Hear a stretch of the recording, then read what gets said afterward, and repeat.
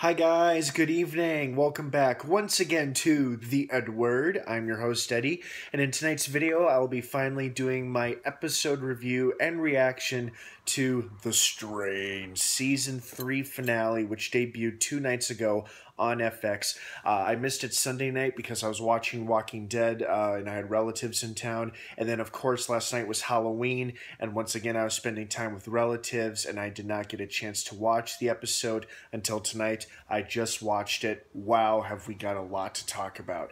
So before I continue talking, of course, please be warned that this video will be full of massive spoilers. Big juicy ones too, especially since this is the season finale. And I'll be discussing what I thought of the season overall. So if you're not caught up on The Strain, or at least by the season finale, do not keep watching or listening to this video, as I will be discussing big detailed spoilers, so you have been warned. That being said, good solid end to another great season from a great show. This was fun. It surprised me in several instances. A lot of stuff happened that I thought would happen, and then there's a lot that I thought would happen that didn't happen. For starters, I am very surprised that Gus did not reunite with our main group of characters. You know, last we saw him, he was escaping, and although, now that I think about it, yeah, he was escaping to the other side of the island, or off of the island completely, but I can't imagine he's gone too far, and he probably survived the nuclear blast as well. Since he didn't reunite with our characters in the final episode of this season, I'm going to assume he's going to reunite with them next year in the fourth and final season of the show. So that's when he'll probably reunite with them, if at all, because they're not just going to write him off and have him escaping. No, I think there's a little bit more storytelling to do with him. So that was surprising, but, you know, I don't think we've seen the last of Gus. I also thought it was really cool and interesting how Palmer was finally starting to turn a new leaf, and then unfortunately he goes and gets himself possessed by the Master through the disgusting process of having the Master puke out all of his Strigoi worms into Palmer, which was nasty as hell. Oh god, that was gross. I really thought, you know, he was gonna, I thought he was gonna kill Palmer, but apparently he still had better use for him, so he used him, and, what's more is that I don't know if Palmer actually intended to honor his agreement with Satrakian, or if he simply just backtracked on that and tried to appease the Master, saying telling him he would need me alive or something. But we'll never know. I thought it was interesting how Palmer was willing to accept the risk and the challenge of facing the wrath of the Master, even at his own expense. But that might have been some part of a ploy to later betray Abraham. We'll never know now that he's been possessed by the Master, so that's exciting. And of course it makes sense. I mean, why wouldn't the Master take possession of the most powerful man in New York's body, or one of the most powerful men in New York, who has all of these resources and manpower at his disposal, so their plans can continue to proceed as usual. I also thought some of our characters would make up and reconnect in this episode, but there's still some disdain between Fett and F, and Fett and Dutch. Abraham, at least, is willing to put differences aside for the sake of the greater good, since he's solely focused on getting the Master.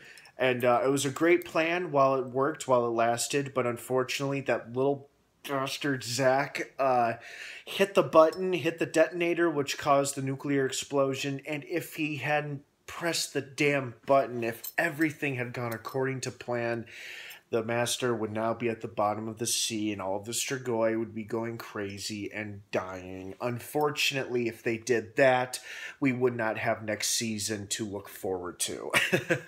But I was curious if there was an ulterior motive, or if there was a plan within a plan while the Master was trapped in the box. But it seemed like for a long while there, oh, I guess the Master doesn't have a secret double agenda here. I guess he thinks he's really screwed. And then Icorst and Kelly were both like, I can't hear him anymore. And then Kelly started to slip into her animalistic mode and was considering biting Zach. Ah, oh, damn that Zach. You know, he was already an unpopular character on this show, and now this episode just gave the haters more fuel to not like him. And what he did was obviously horrible, but it's also going to help move the story along and make it much more interesting. Because I thought, well, they didn't actually blow up the city in a sense where they had, where it made sense where they positioned it at Lady Liberty, because it was like a symbolic gesture saying screw you to the United States and screw you to the free world, because she represents, it was the Statue of Liberty, and now it's been completely obliterated. And it also makes sense because the blast radius did knock out a lot of New York, but left most of the buildings standing and intact. And that made me realize, oh, that wasn't his intention all along. It was to create such an enormous mushroom cloud to engulf the sky, thus keeping a long-lasting eclipse in place, allowing the Strigoi to run chaos, swarm in the thousands all over the city. And now our poor characters are going to be trapped underground, and next season we'll probably see them fighting off more and more Strigoi, and then hopefully we'll get our big confrontation, like we almost got between our main characters and the Master. So this was a great episode. I really enjoyed it. I'm so thankful my favorite characters, Quinlan, Fett, Satrakian, everybody else survived. I wasn't too shocked about F killing his wife finally, or not really killing her, but finally putting her out of her misery, because the poor devil had been like that since season 1. And, you can understand Zach's reaction, like, oh my god, it's my dad killing my mom. But at the same time, dude, she's not your mom anymore. She was a Strigoi agent. She wanted to kill you if she wasn't under control. But now that she's gone, at least F has this to focus on, finding and getting his son back.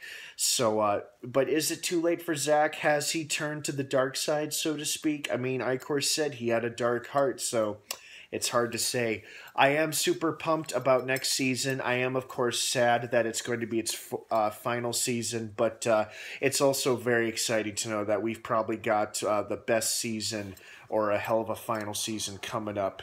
And that's very, very exciting to me. I hope you guys are just as pumped about the final season as much as I am. What did you think of this Season 3 of The Strain overall? Your overall thoughts, opinions, reactions, or to the season finale? Did you have a favorite part? Were you happy that your favorite characters survived? Please leave your comments and feedback in the description in the comment section down below. I'd love to hear from everybody. Don't forget to check out my Facebook page in the description down below. The Strain returns next summer 2017 for its 4th and final season. Stay subscribed and stay tuned to this channel for further updates and coverage as we learn more about it. Have a wonderful rest of the night, everybody. Thank you for joining me as we enjoyed Season 3 of The Strain. And of course, until next time, may the Force be with you.